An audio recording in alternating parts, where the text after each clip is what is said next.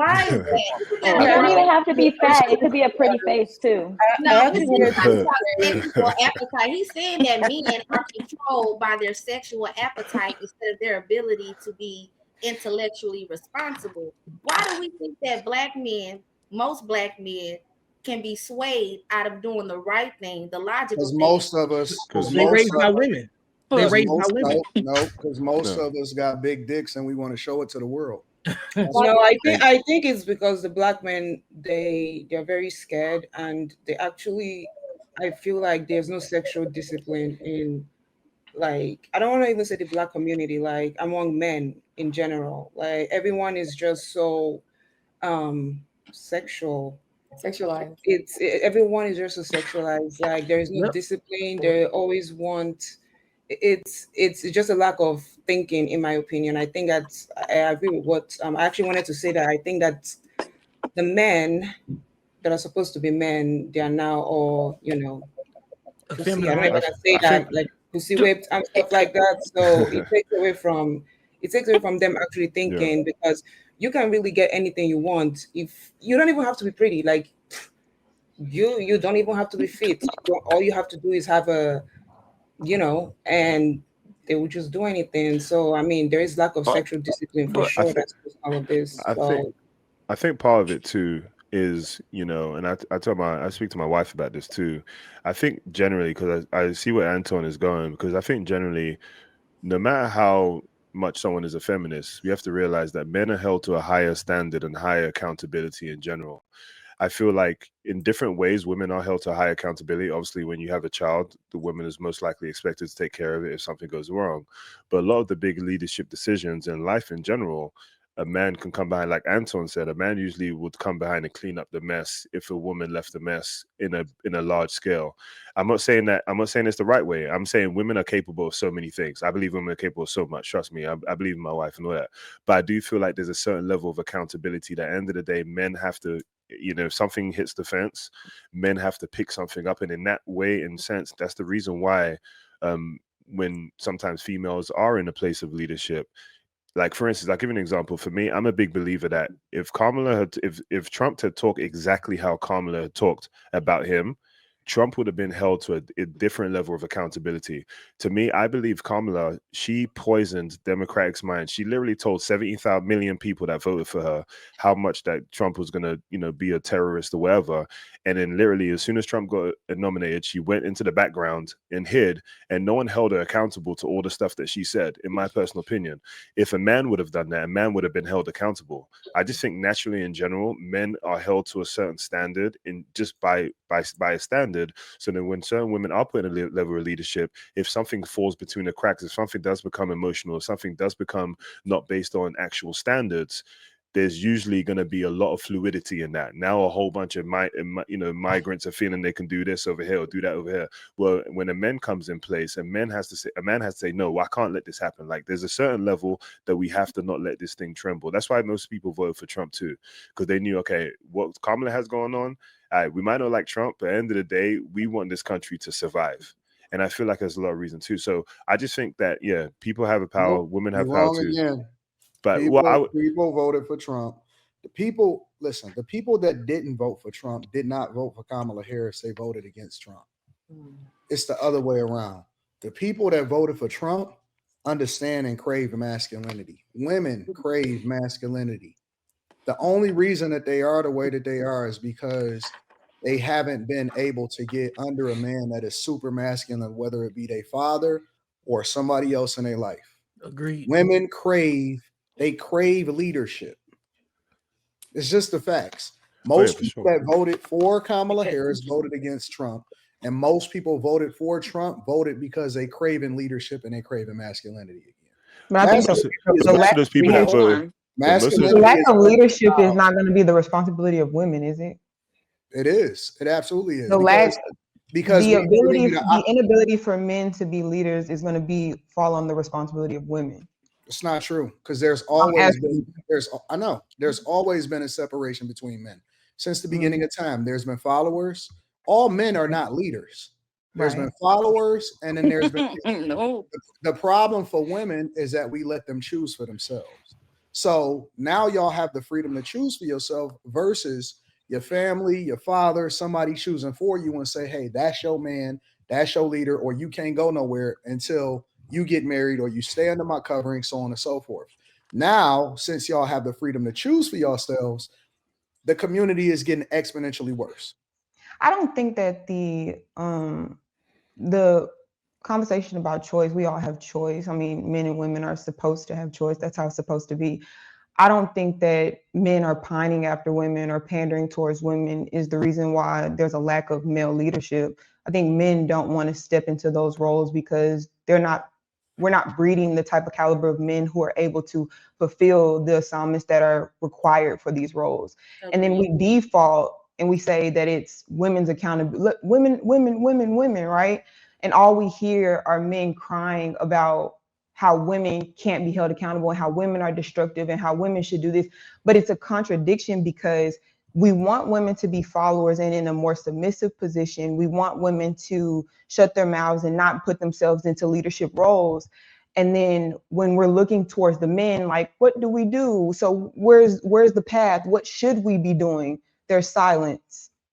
And then when women try to accommodate for that silence, because like you said, women don't have this, like Laurel said, women don't have the same authority as men do. Women don't have the same power to change the world like men do. So the confusion of women or the lack of productivity from women is put on this microscope. Like, look at how much you've destroyed, but it wasn't our position to begin with. We're fillers. We're trying to accommodate for the lack. But I think that there's P power, though. I think a lot of the times women are the ones that, yes, the man is operating, that is the person that you see, but a lot of the times behind the scenes, it's the woman running the show. Absolutely. Well, that's why women are support systems. Women are, that's why the quote is behind, like every cliche is valid. Behind every strong man is a strong woman. To say that a woman is an enemy of a man is the reason why society and the climate that we're in now is so destructive. Because we're supposed to exist in harmony. It's supposed to be man with a woman supporting him. And to say that that is now wrong is just odd to me. It's just odd how we can even mentally function that way. No, and I would say this might be a little bit off track of what you're saying, but kind of agreeing with what Anton said. I think at the end of the day, men want to go lead in general, right? The ones that don't want to lead is because they don't know how to still be authoritative, how to still lead and still respect their woman in the place that she has value at the same time. I think some men think they have to give away all their rights to be able to still make a woman happy. They feel like they have to just say, okay, whatever you say, just kind of leading to what Anton said. Some men feel like, okay, happy wife, happy life. I've never been. So, what would be the solution to that? The solution to that, I mean, even for me, for me in my life, the solution to that is men just understanding how to communicate. Those men that don't know how to lead, they don't know how to communicate well. Usually, they don't know how to say, "Hey, this is what we're doing. This is the vision I set to lead our family." And hey, in this other situation, you're wrong. Okay, this part, you're right. At the same time, men feel like to say someone's right, they have to give up their masculinity and just say, okay, okay, she's right. Okay, you know what? I can't even just stay grounded in my values now because there's a certain situation where someone else is right. I feel like two people could be right. Two things could be right at the same time. Most men don't know how to communicate that well. Most men rather not deal with the stress and say, okay, you know what? I don't even know how to communicate exactly what I'm trying to say right here. Because some men aren't masculine enough to communicate well. I think it's a communication issue. A lot of people, I know that you can say anything you want at any single time if you say it the right way and if you put certain values and standards in place, especially when you go into a relationship. How many men actually establish standards and values in the foundation in their relationship? How many men do that? Not many men do that. They go into it, they get amused by, like what Anton said, the big butts, right? And then down the road, they're like, oh my God, what happened here? Now there's no masculinity there. They haven't set a foundation. Most men are not setting a foundation when they get into certain scenarios. So when situations arise. I think that they set foundations, but they also don't stand on it. And that's the problem. Like they may have like different boundaries or whatever, but they don't stand on those foundations. And then it's like, it just all crumbles. And like you said, before they know it, then it's like, oh my gosh, like where am I right now? But they set standards and then they don't keep up with it. They don't stand on the standards that they set. So they would say like, oh, I don't want you doing this or blah, blah, blah, blah, blah. and then maybe the girl will give him, like a good oral, and then he's like, okay, yeah, you're right, you're good, go ahead and do this. So it's like no sexual discipline. They're not able to stand on boundaries. They're just very, I don't even want to say feminine, because I feel like I don't want to use feminine in a derogatory way, but they're just losers. That's really what I can say. Yeah, it why presents a good point. I people think that men That's overall what I feel like it is. to have an authoritative role. They're supposed to be in these positions, and then when they struggle in these positions, instead of taking accountability for the struggle and figuring out Blame the everybody else. solution, we're going to point a finger and we're going to say, look at what's behind me. Look, see, this is why I can't succeed. And then when women become resentful and say, well, I didn't, you're not leading in the way that I thought that you were supposed to. So now I'm trying to accommodate to help you. And then now that it doesn't work, you're going to look at me. But That's- masculine there's men no don't do that though. accommodation at all. Masculine men don't do that. Hold on. Right. Masculine men don't. This is a Masculine men don't. disingenuous argument. This is a very disingenuous argument. And the reason that this is a disingenuous argument is because we're ignoring all of the factors that go into this. The first thing is, I think y'all think that we care about what y'all think, and we don't. Just because we hold y'all accountable or we call out bad behavior does not necessarily mean that we give a fuck about whether or not y'all held accountable or not. In real life, that's conversations that we have as far as communicating on the internet and having conversations online. That has nothing to do with real life. That's number one. Number two, we ignore so many other factors that is fed into why we are the way that we are. And I'm going to give you two very huge ones. The first one is family court laws, because you have to understand that that is a weapon and a tool that has been used against men. And y'all have been incentivized to break up your families and then leverage family court as a weapon versus being held accountable. The reason that men say that women can't be held accountable, when we had a conversation during the election and we said, listen, they said, what do y'all want for our vote? They said, we don't want legalizing marijuana on a federal level. We don't want this and we don't want that. We want to change family court laws. You know what they said? They said no. They said that has nothing to do with masculinity, standing on it, anything like that. When you can lose half your shit, which men are smart, so they adapt. What they're doing is they're saying, well, we just not going to fuck with y'all. We just going to fuck on y'all. They'll fuck on you, but they're not necessarily marrying you. And that's why you see women that's saying, we can't get married. We can't find a good man. Where all of them at? They around. They just watching you from a distance because they divested themselves. And so they've made adjustments and they started rocking with everybody else instead of y'all en masse. That's number one. The second thing. That point before you go to your second point? Sure. Would that be okay? Okay, so you said it was disingenuous and then you presented a contradiction. So you said that men are not able to, like, they don't want to take us serious. They want to just have sex with us and move on because they don't care what we think or what we say. But then we'll go and have a conversation about masculinity and talk about the lack of leadership and the lack of masculinity that's floating around. And then the same men that are just sleeping around and crying about court laws and crying about custody and crying about child support are the ones who are, we don't take y'all serious, we're just gonna smash on y'all, and then don't understand why they're in the predicaments that they're in. And then we look at women. Because we And have we're having conversations in mass. So I'll give you an example. I sit there and I complain about family court laws, but I've never been under duress and I've never been subjected to family court laws. Right. Why? Because just because I'm smart enough not to do it, I understand that it's important for my voice to be an advocate for men, because nobody wants to have a conversation with a guy that's under duress. So there are a group of men, there are a large quantity of men that are having the conversations that are about change and reform and adjustments and making sure that we do things the right way. I'm not a person that have a child out of wedlock. I'm not a person that's under duress. I'm not a person that's paying alimony. I'm not a person that has ever been subjected to family court laws whatsoever. I never will be. So why don't you advocate for that? Does that mean that I can't advocate for the thing that's right? Just because what's right is what you've done. You're misunderstanding having a conversation versus complaining. I don't complain because I don't have anything to complain about, but it doesn't mean that we shouldn't change the.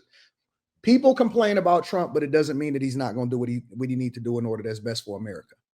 We can talk about it, but it doesn't mean that we're not going to change the trajectory of what we're doing.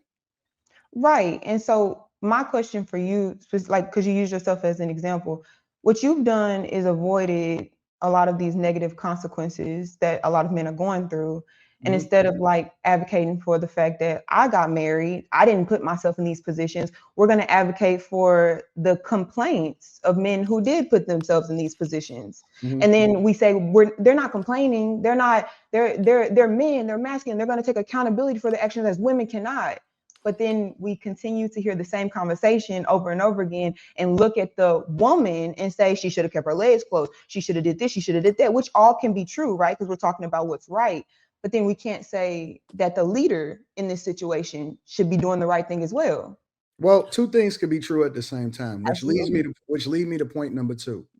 You guys are breeding son husbands. Now we're starting to see the results of single women having children out of wedlock and then breeding these people, and now they are becoming adults, and those are the people that y'all are complaining about not being masculine enough. You see what I'm saying?